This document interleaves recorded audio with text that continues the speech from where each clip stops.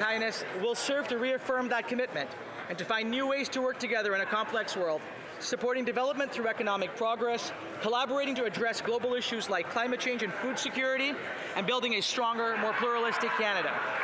For his Smileys, this visit holds special significance, as it will be an opportunity for thousands in our community to meet with our Imam, to recommit ourselves to our values of kindness, compassion, and spiritual search, and of working to build stronger societies in which everyone can belong. On this important historic occasion, I know that all members in this House will join me in welcoming His Highness the Aga Khan to Canada. Hey, hey. Oral questions, questions orales. The Honourable Leader of the Opposition.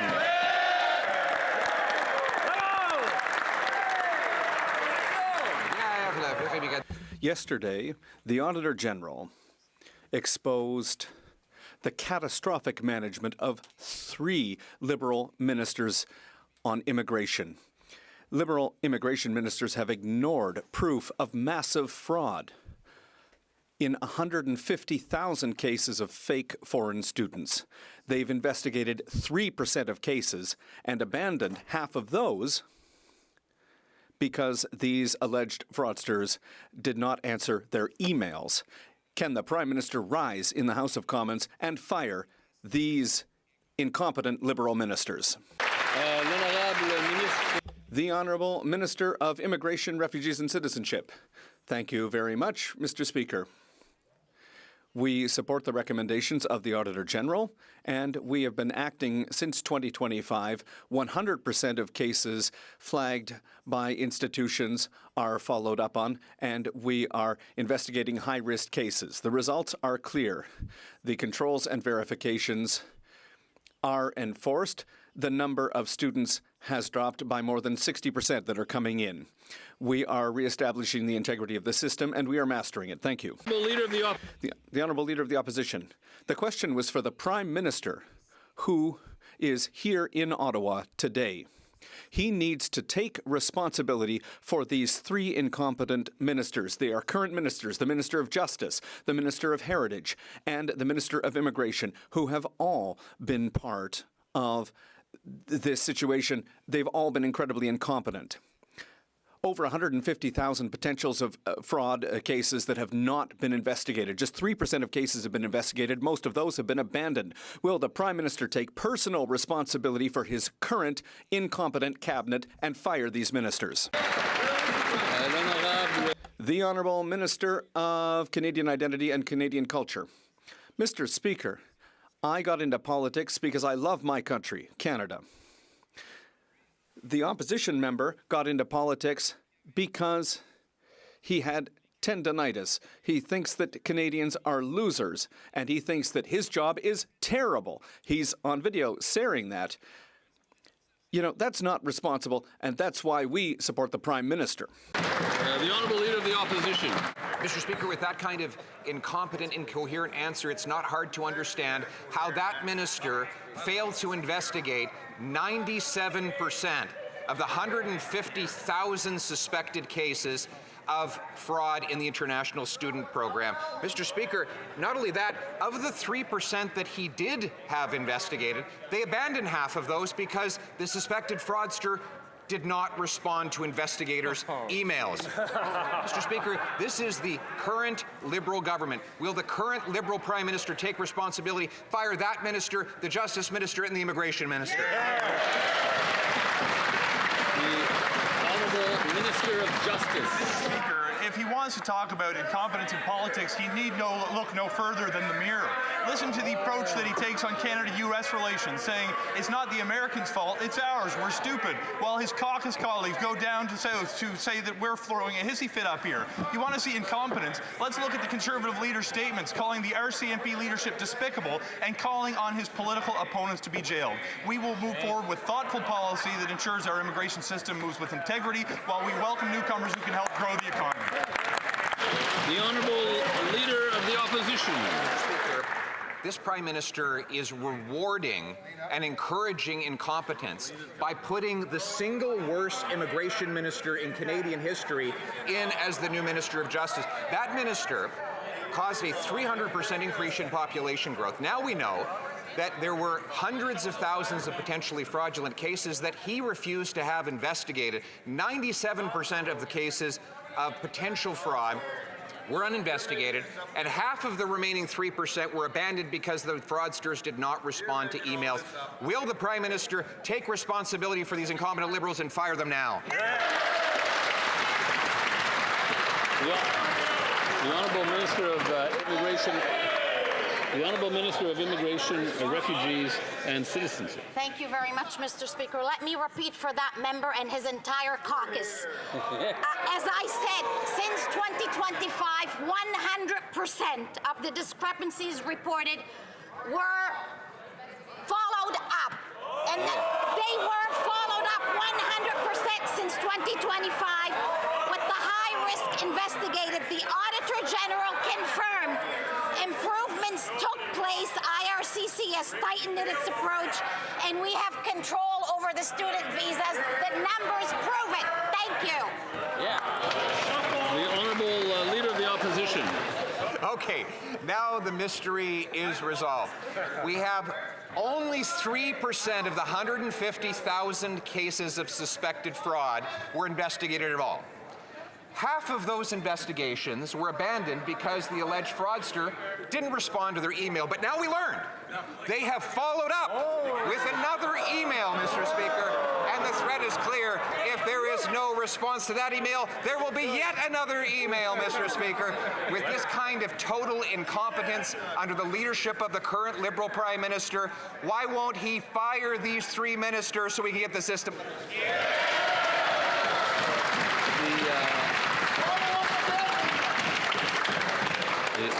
The honourable minister. Thank you very much, Mr. Speaker.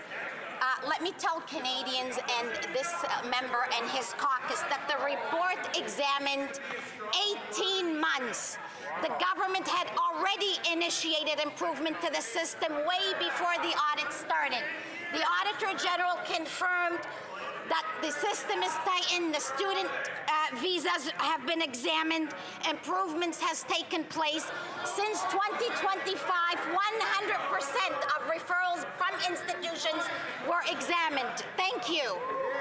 The Honourable Leader of the Opposition. Mr. Speaker, I admit it's unfair for the Prime Minister, the Liberal Prime Minister, to force that minister to respond for all of the mistakes of her 2 predecessors, whom he has promoted.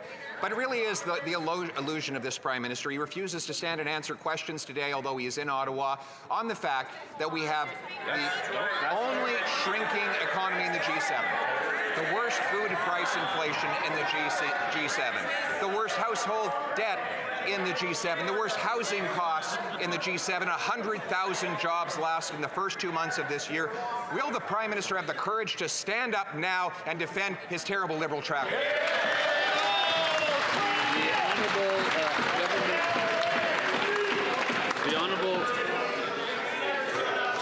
What is this, Terry Springer? Steve needs to stand on call. The Honourable Government House Leader. Thank you very much, Mr. Speaker. We will stand up every day and be proud of the Liberal track record in standing up for Canada and building Canada. And what the Leader of the Opposition has been treated to today is a minister who is in control of this file, who has seen immigration levels, student visas go down. In fact, for the first time ever, Mr. Speaker, last year Canada dropped 100,000 population. Canada has one of the best immigration systems in the country, in the world, and people are proud of it, people stand by it, and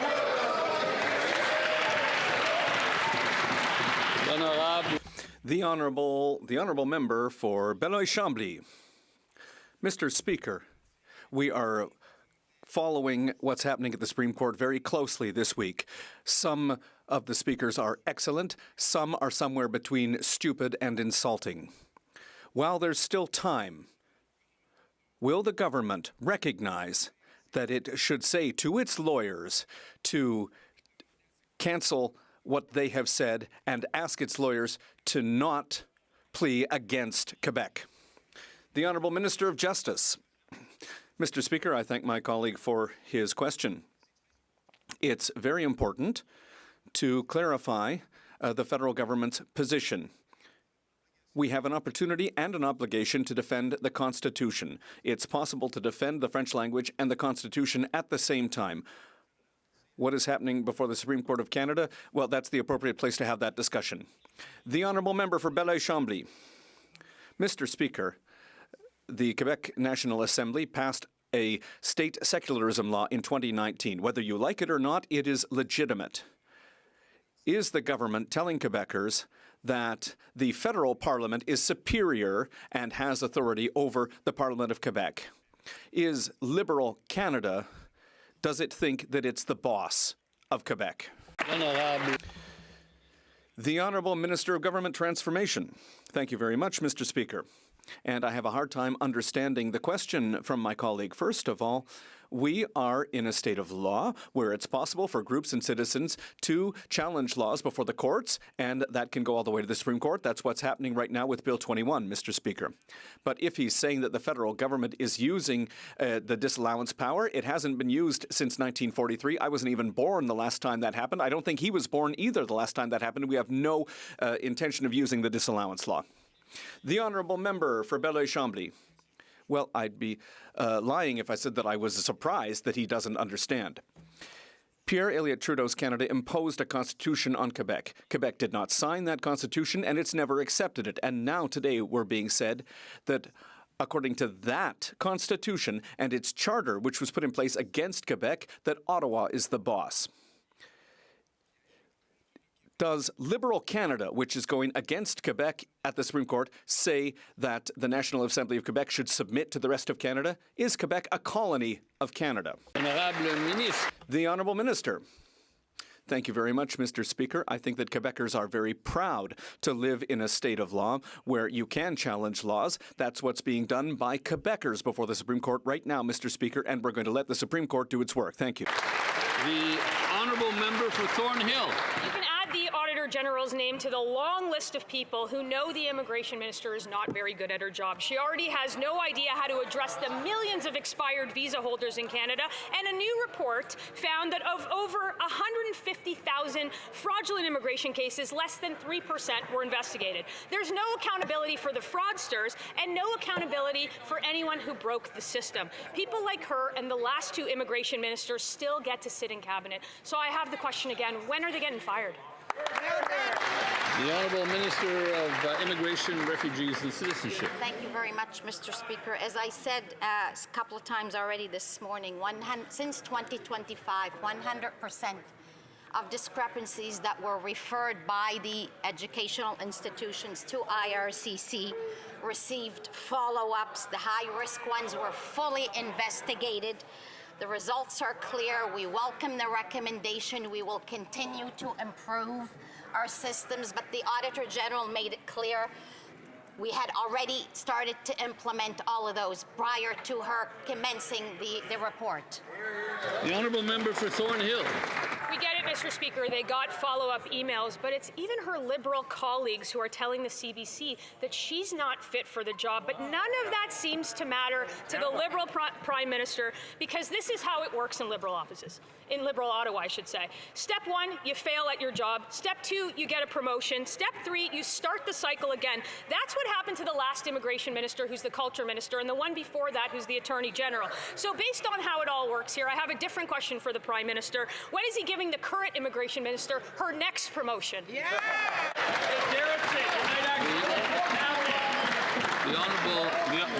Honourable Government House Leader. Step one, you have a 25-point lead in the polls. Step two, you have an election. Step three, you lose your seat. Why is that leader of the opposition still in his seat? The Honourable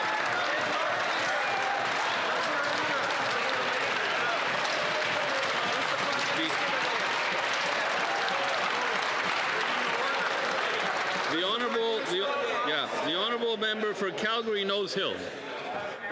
Under this Liberal Prime Minister, the Liberals' immigration crisis is worse than ever before.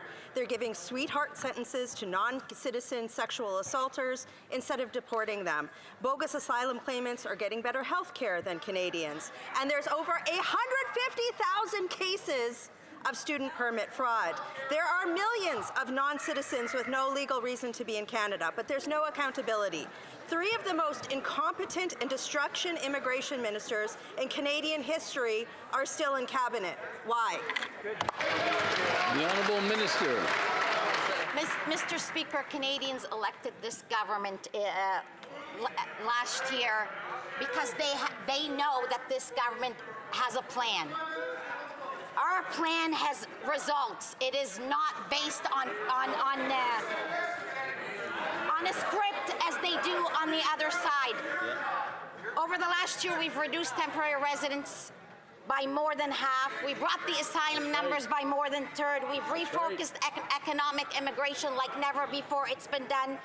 Canadians can see that this government is focused and has a plan. Thank you very much, Mr. Speaker. The Honourable Member for Calgary-Nose Hill. Well, let's look at the plan.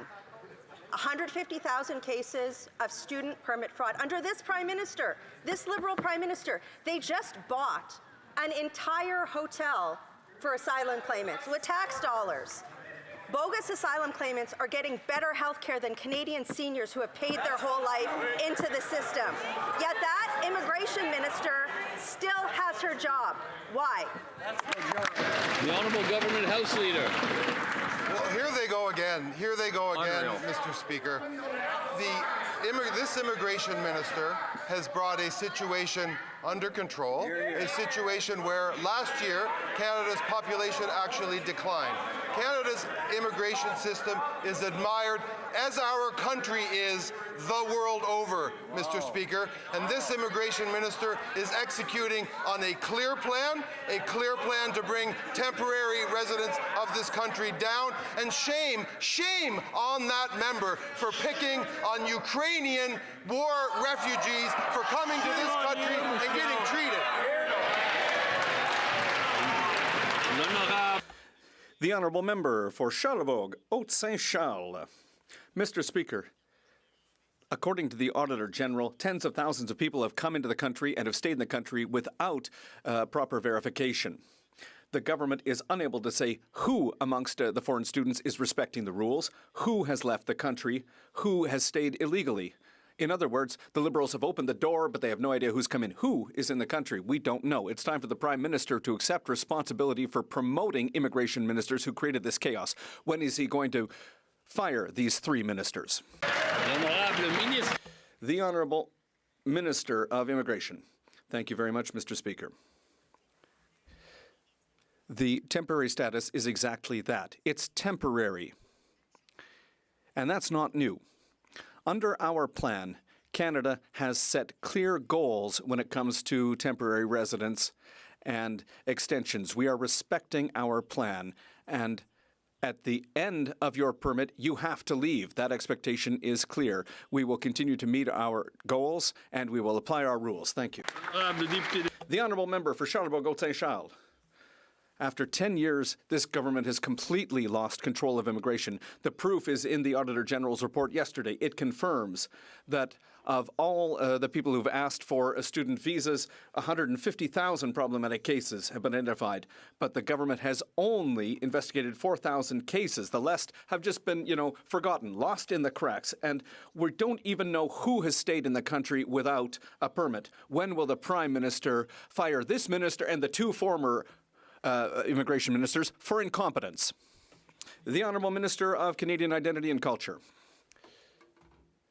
Mr. Speaker, while we were reducing immigration, the Leader of the Opposition was crisscrossing the country promising visas to anyone. It's ridiculous.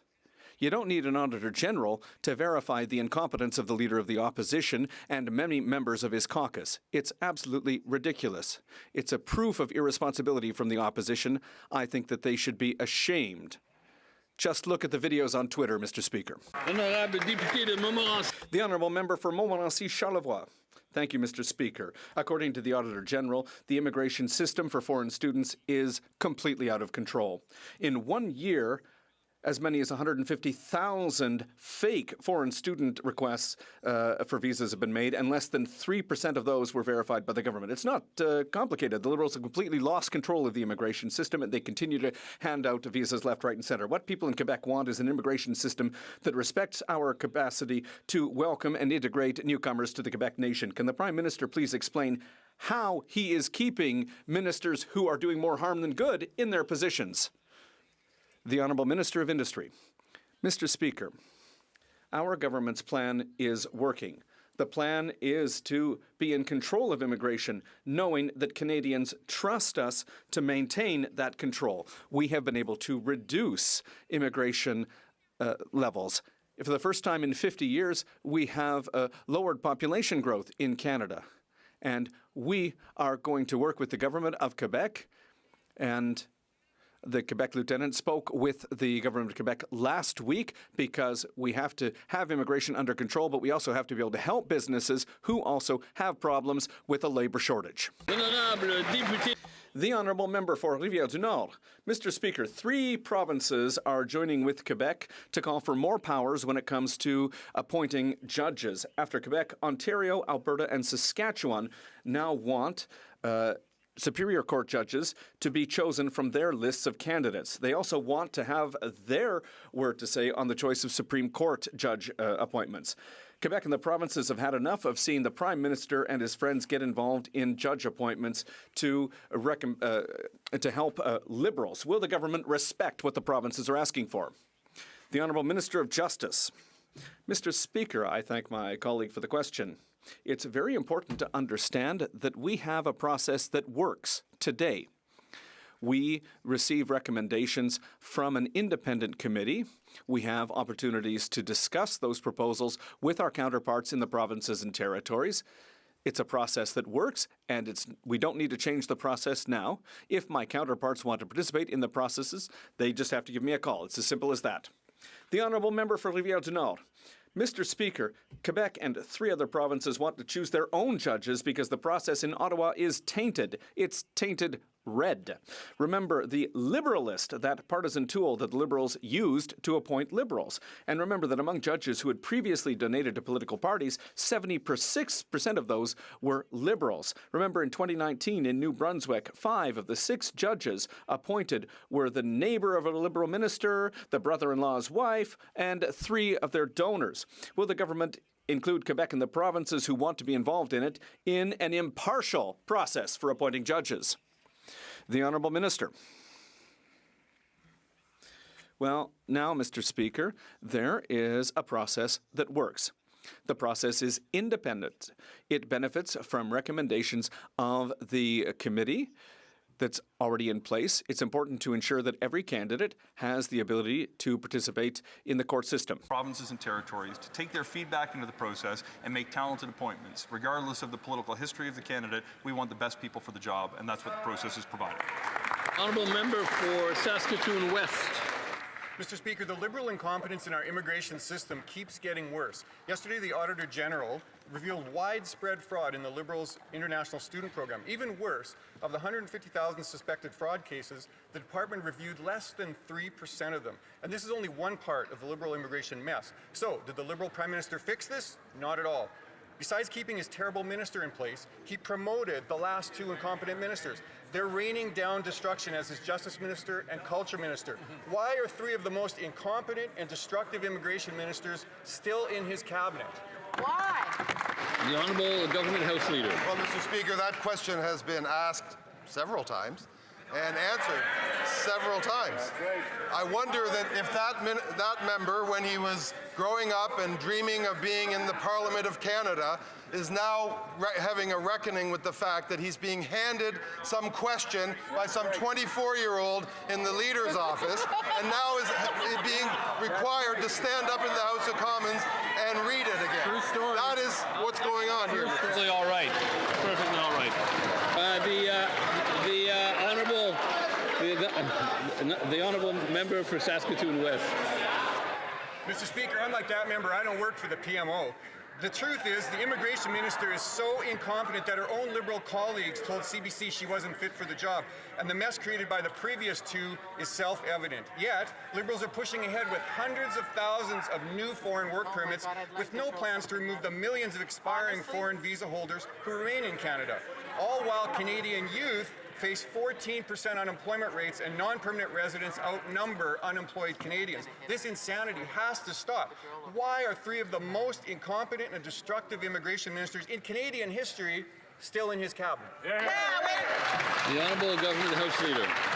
Mr. Speaker, we quite literally just passed a bill over the obstruction of the Conservatives that permits us to reduce the number of asylum seekers in Canada, just as we have reduced the temporary population of Canada, first time ever, last year. And I would repeat to this member, I work for the people of Canada. He does not work for the Leader of the Opposition. He should stand up and read his own question instead of the questions coming from 24-year-olds in the Leader of the Opposition's office.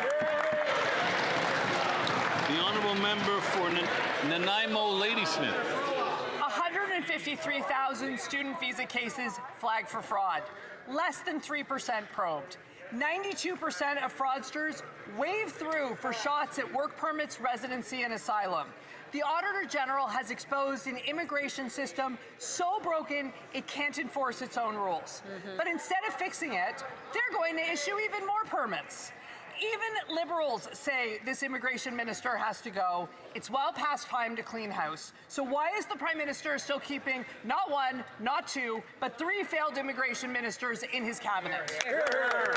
Honourable Minister of Jobs and Family. Mr. Speaker, despite the conversation today about the impact of immigration on youth unemployment, I will remind the opposition that even though they enjoy the benefits of something like the Canada Summer Jobs Program and go out and meet those students, they vote against those programs time and time again. So it's a little bit fraudulent, I would say, to meet a youth in their riding, celebrate their opportunity while voting against that very program in this House of Commons. We'll just have to, I mean, there are a lot of epithets going around today. I think we should maybe refrain from some of them. L'honorable député de Beauce. The Honourable Member for Beauce. Mr. Speaker, Quebec's regions have run out of patience. The Liberal government's inaction is costing them dearly. Don't just take my word for it. Mayors, business owners, and organizations from Chaudière-Appalaches and across Quebec have come to Ottawa today to sound the alarm. The Liberal Prime Minister promised to lift tariffs on steel. Fail. He created chaos in immigration. Fail. The result, job losses in all our regions. How many more jobs will be lost before the Prime Minister finally keeps his promises to businesses in Beauce? The Honourable Minister of Industry. Thank you, Mr. Speaker. Look, my colleague raised a number of cases which are indeed related to tariff-affected sectors, and certainly in Beauce. And we will work through economic development in the Quebec regions with the member. Also, I would be happy if members across the way did more to denounce American tariffs, because clearly the silence seems to be reigning. The Honourable Member for Chicoutimi-Le-Fjord. Mr. Speaker, businesses in Saguenay-Lac-Saint-Jean are here in Ottawa today because they just can't wait any longer. The Liberal Prime Minister was supposed to reach an agreement on aluminum tariffs with the Trump administration. 1 year later, nothing. Meanwhile, 57,000 jobs were lost in Quebec in February. Aluminum workers are paying the price. Contracts are vanishing. Uncertainty is setting in. The regions are bearing the brunt of this. Why is the Prime Minister letting down our workers and businesses in the regions? The Honourable Minister. Thank you, Mr. Speaker. Look, I will have an opportunity to also meet with the same people as my colleague, or whom he will meet later today, and I had an opportunity to work with him last week. Why? Because we do want to help the workers in the steel sector. We know they're subject to unjustified tariffs. We are there to protect them. We are working with a number of businesses in the region to support them. We are having those conversations, and we are taking decisions with respect to significant investments at Rio Tinto. We are here for the Saguenay-Lac-Saint-Jean region. For Labrador. Thank you, Mr. Speaker. On March 12th, the Prime Minister was in Yellowknife to announce an historic plan to defend, build, and transform the North, backed by more than $40 billion in investment. It's a question I wrote myself. It's very important. Could the Minister of Indigenous Relations please update the House on why this new plan is so critical to keeping the North moving forward? Thank you, Mr. Speaker.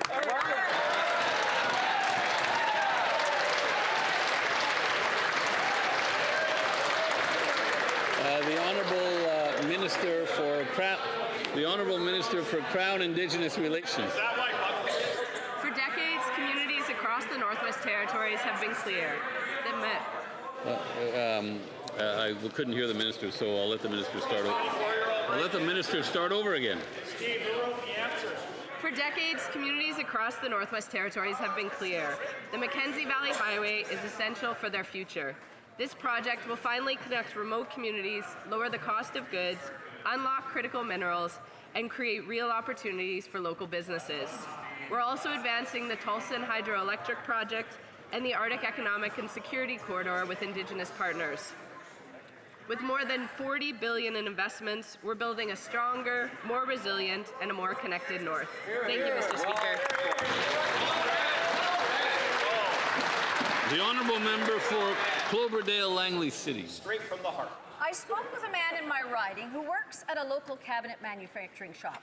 He works hard and pays his taxes. But his hours were cut because students with expired visas take his shifts for cash under the table. This is the direct result of a system the previous Liberal immigration minister let spiral out of control, where international students came without proper oversight and thousands overstayed their enforcement. Will the Liberal Prime Minister admit that this mess started under his previous minister, and Canadians like my constituent are now paying the price? The Honourable Minister of Jobs and Families. What the member alleges is hard to prove, actually. But what I will say is that what we can prove is the investments that we're making in workers, the investments that we're making in major projects, the investments that we're making in defence lead to hundreds of thousands of jobs. And you know who's happy about that, Mr. Speaker? Unions, workers all across this country who are eagerly looking forward to building Canada strong under this Prime Minister. Honourable Member for Cloverdale-Langley City. What we're seeing today didn't come from one mistake. It came from years of mismanagement by multiple Liberal immigration ministers. One opened the floodgates without oversight. Another failed to enforce the rules. And now the current minister is continuing with more permits with millions of visas sitting expired or unchecked. Even Liberal MPs have said this minister isn't up to the job. So through you, Mr. Speaker, I ask the Prime Minister, why are three of the most ineffective immigration ministers in Canadian history still sitting around the cabinet table while Canadians face the consequences of their failures? The Honourable Secretary of State for Labour. Mr. Speaker, many members on this side of the House have answered that question throughout this entire question period. So what I would say, Mr. Speaker, is that the number of repetitive questions from the Conservative benches are up. Mr. Speaker, you know what's down? The number of Conservative MPs sitting on that side of the House. The Honourable Member for Aurora Oak Ridges, Richmond Hill. Mr. Speaker, after 10 years of disastrous Liberal policies, the immigration crisis is worse now than ever before. The Auditor General's latest findings revealed widespread fraud and dangerous gaps in the Liberals' oversight of foreign student work permits. In spite, Liberals are pushing ahead with hundreds of thousands of new foreign work permits with no plan to remove the millions of existing expired foreign visa holders who remain in Canada. The Liberal Prime Minister needs to take responsibility for promoting the ministers who created this chaos. Why are three of the most incompetent and destructive ministers in Canadian history still in his cabinet? The Honourable Secretary of State for Financial Institutions. Mr. Speaker, we're not going to take advice on jobs, on the economy, from a leader who's never worked one day in it. On this side of the House, we're going to continue to build the strongest economy in the G7, At home, we've cut taxes for 22 million Canadians. Abroad, we're signing new trade deals. Diversifying markets will result in thousands of jobs, tens of billions of dollars in investment. Time for that leader, that party to stop the same questions, the same rhetoric. Help us build Canada strong. The honourable member for Aurora, Oak Ridges, Richmond Hill. Mr. Speaker, successive Liberal immigration ministers have destroyed our once respected immigration system. Yesterday, the Auditor General revealed that the Liberals only reviewed 2.6% of 153,000 suspected cases of foreign student work permit fraud. The Liberals have allowed hundreds of IRGC agents into the country. Yesterday, the Immigration Minister practiced the art of deflection. It seems that when it comes to the safety of Canadians, that the Liberal ministers play a game of who, me? Yes, you. Not me, then who? Why are some of the most incompetent and destructive ministers in Canadian history still in cabinet?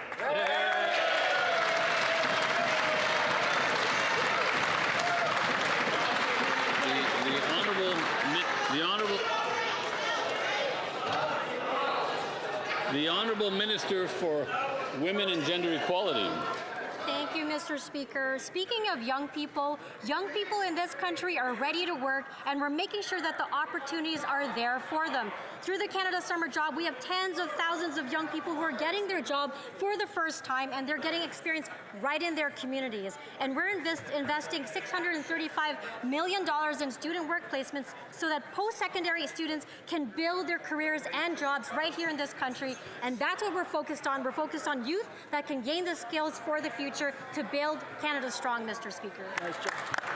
For Dufferin Caledon. Let's talk some auto facts. A decade ago, before these Liberals took office, Canadian auto producers produced 2 million vehicles a year. After a decade of their incompetence, that went down to 1.2 million. Now it gets worse, unfortunately, because since this new Prime Minister has taken office, auto exports are down a further 54%. It's a decimation. We've lost the Brampton plant. We've lost Picard. We've lost the Bright Drop facility. We've lost a third shift at Ottawa. And this is all since they announced their so-called new auto policy. When will they realize it's garbage and move to our tariff-free auto pact? In the interest of fairness, when that word was used before by another member, I expressed disappointment. And so I'll do the same because I want to be consistent. I just don't think that elevates us in the eyes of the public. The Honourable Minister of Industry. Thank you, Mr. Speaker. Mr. Speaker, let's talk about facts. The proposal by the Conservatives is too little, too late. You know why? They didn't even consult workers when doing it. That's right. They actually have no measures for workers in their auto proposals. And actually, Unifor, which represents workers, is against it. Our auto pact, our auto proposal, is actually supported by the Conservative Premier of Ontario. They said well, not from the top, but I'll give the member a few extra seconds because it was very loud on the left, like it can be very loud at the back on the right. And it's a good way for the chair to learn the names of ridings when members do that, because yeah. So we'll give the Honourable Minister a little more time. So from the top, Mr. Speaker, everyone is in favor of our auto strategy. The Conservative Premier of Ontario, Premier Ford, industry, unions, consumer, everyone. And so why don't they get with the program and get on our side? The Honourable Member for Dufferin Caledon. It's actually shocking how uninformed the industry minister is when it comes to the auto strategy. They announced their auto strategy. Auto exports, since they announced it, are down 32%. This is a decimation. The reason this is happening is because there are tariffs on our autos at about 15%. They've been completely incapable of removing the tariffs. They have no plan to remove the tariffs. All they do is talk about something that might happen. We have a plan that's been endorsed by the President of the the Oshawa Assembly Plant and the Canadian Vehicle Manufacturers Association. Why don't they get on board with the Tariff-Free Auto Pact? The Honourable Minister of Industry.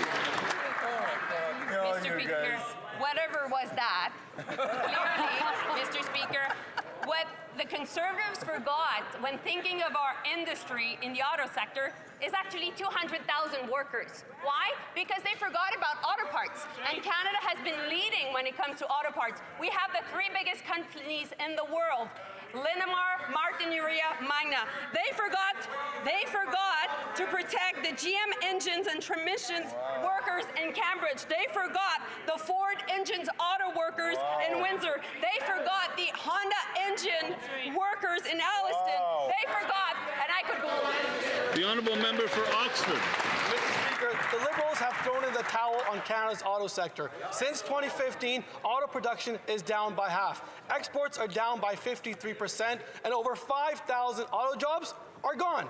The Conservatives' Auto Pact will restore tariff-free access to the U.S., doubling auto production here at home. So instead of giving up on our auto sector, will the Liberals stand with our auto workers, support our motion to boost production here in Canada? The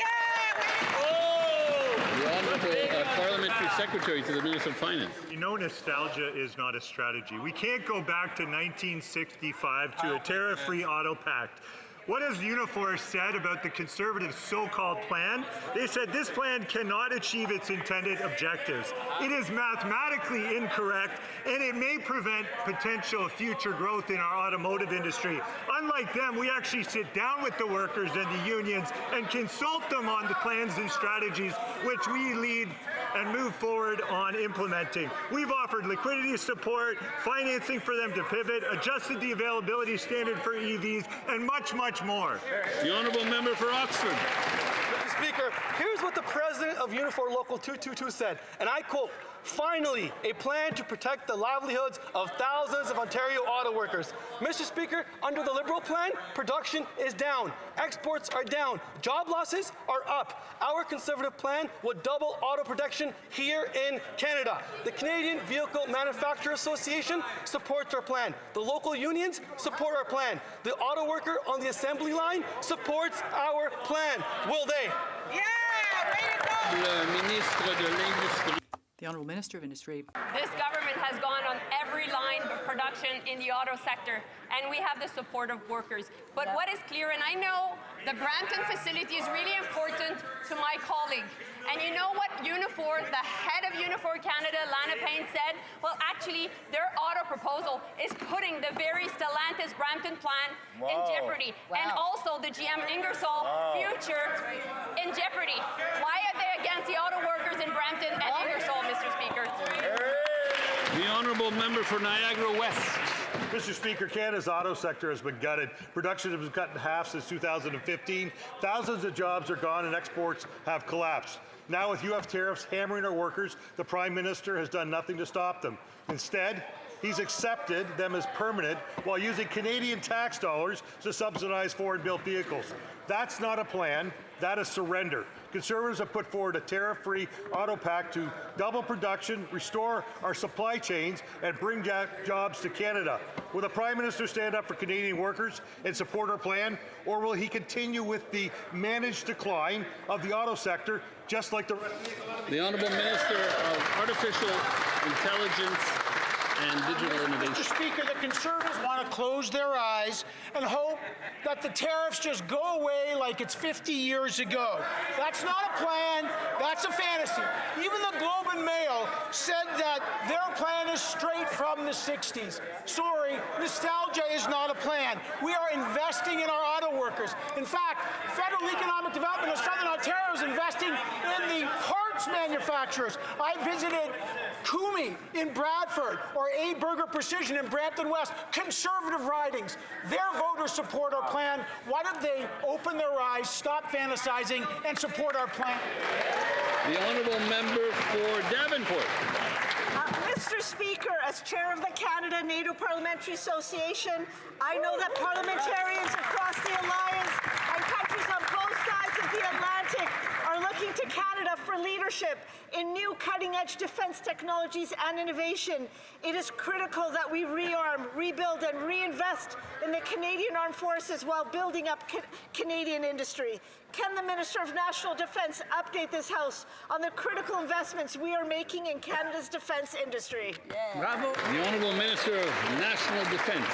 Speaker, with Canada's first ever defence industrial strategy, we're making major investments to build up Canada's domestic defence industry.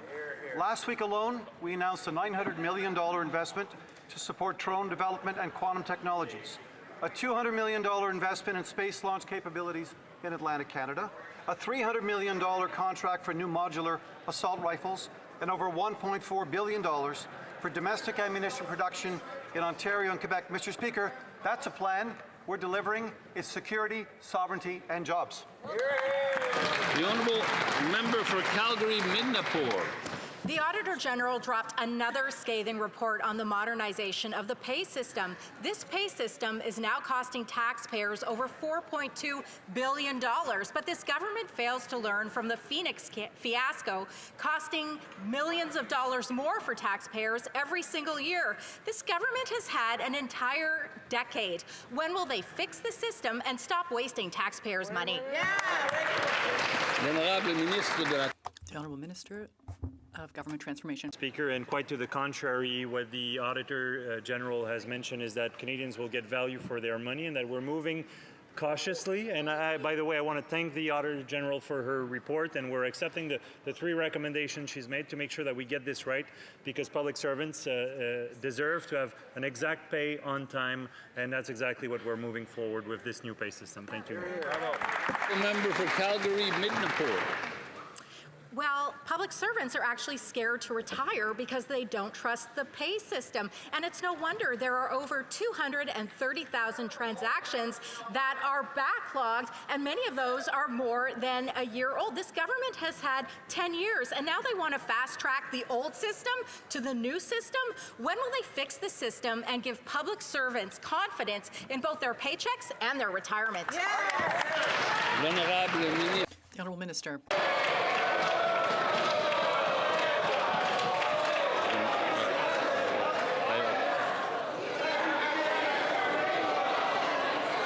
L'honorable.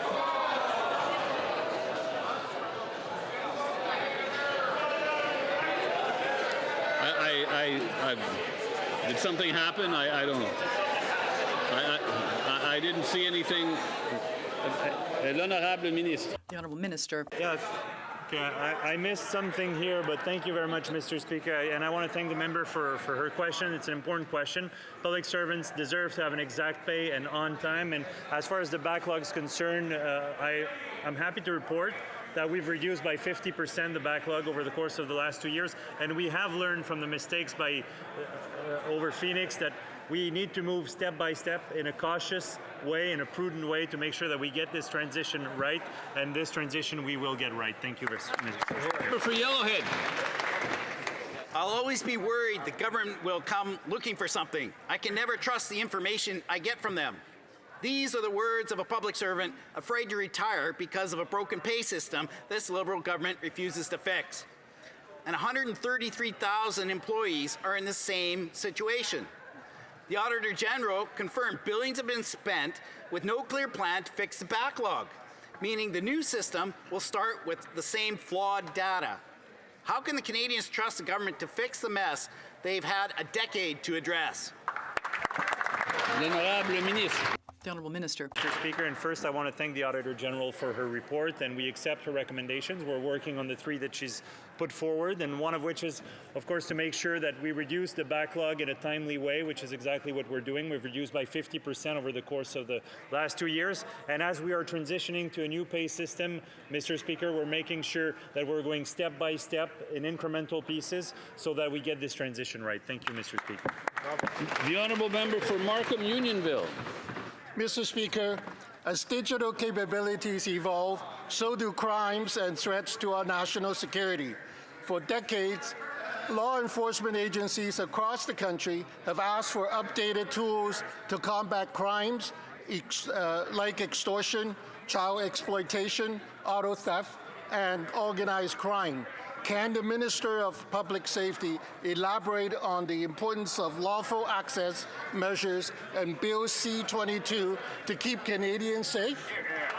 Honourable Minister of Public Safety. Thank you, Mr. Speaker, and let me thank the member for Markham Unionville for his hard work and advocacy, Mr. Speaker. As you're aware, Mr. Speaker, law enforcement across Canada have been asking for additional tools, the most important one being lawful access in order to ensure the safety and security of Canadians. Through Bill C-22, law enforcement will have the tools they need to combat childhood sexual exploitation, extortion, human trafficking, money laundering, and more, Mr. Speaker. I urge all members in this House to support Bill C-22 and to ensure that law enforcement have the tools that they need to keep Canadians safe. Member for Cowichan, Malahat, Langford. Mr. Speaker, the recreational fishing industry is facing a review of the salmon allocation policy that could destroy their industry and strip away Canada's historic principle of common property resource access. The recreational fishing industry supports over 9,000 jobs, generates $600 million direct income, and contributes over $1.2 billion in GDP in British Columbia. Will the minister commit to protecting historical access to common property resources for recreational fishing, or will the Liberals let yet another vital industry, coastal communities, and a way of life on Vancouver Island die? Hear, hear. The Honourable Minister of Fisheries and Oceans. The policy that the member referenced was last put in place in 1999. So, of course, we took 6 years, starting in 2018, to review the terms, 1 year of consultation, finished the end of January. No decision has been made. The Honourable Member for Vancouver East. In the middle of a national housing crisis, the Liberals has quietly pulled funding for the Right Fit program, a program that directly connects wheelchair users with accessible housing. With just days' notice, funding is being cut as of April 1st, leaving some of the most vulnerable Canadians, people with disabilities, without support, without housing options, and without answers. At a time when accessible housing is already in critically short supply, how can the housing minister justify abandoning wheelchair users in such a cruel manner and cutting the very programs designed to help them find a place to live? The Honourable Minister of Housing and Infrastructure. Thank you, Mr. Speaker, and I'd like to thank the member from Vancouver East for the question. We are obviously very concerned about those who are homeless right now or are utilizing the programs that we put in place through Reaching Home and the Unsheltered Encampment Initiative. That program, the Unsheltered Encampment Initiative, was a 2-year program. We've communicated very clearly the transition over to Reaching Home, which continues for several more years. We want to make sure we're providing the services. We are putting $1 billion into supportive and transitional housing as well, working with provinces to make sure we can support people who need that housing the most. The Honourable Member for Courtenay Alberni. Mr. Speaker, the illegal war waged by Donald Trump and Benjamin Netanyahu in the Middle East is inflicting devastating consequences on civilians, especially children. The humanitarian and environmental toll is immense, and the economic fallout is global, driving up gas and fertilizer prices, disrupting critical supplies like helium used in MRIs, and threatening pharmaceutical supply chains. Canadians who are already struggling with the cost of living will feel these impacts. Will the Prime Minister ensure Canada is not complicit with our arms exports in the killings of civilians and take a clear stance against this horrific war? The Honourable Minister of Foreign Affairs.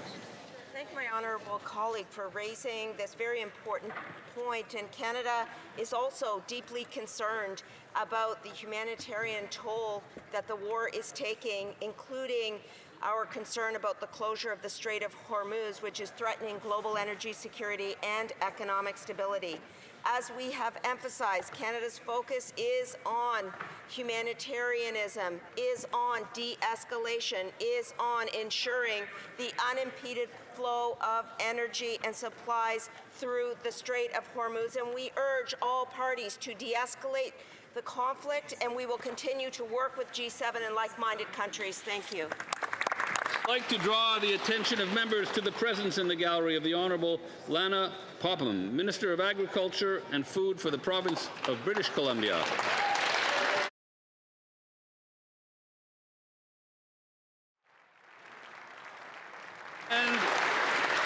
Honourable Bowen Ma, Minister of Infrastructure for the Province of British Columbia.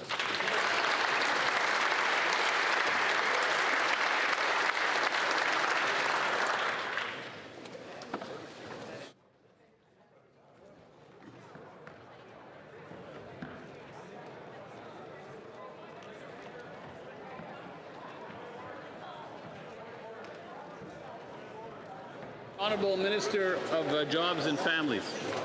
Excuse me, we'll give it, if we could have some quiet. The Minister of Jobs and Families on a point of order. Is it? Yes, Mr. Speaker. At the end of the member from Calgary Mindapor's question just recently, she screamed "shut up" at another member across the aisle. And I have to say, it's disheartening. I know that we get excited and there's heckling that goes on, but to use such unparliamentary language, especially as asking a question, seems really disrespectful of this place.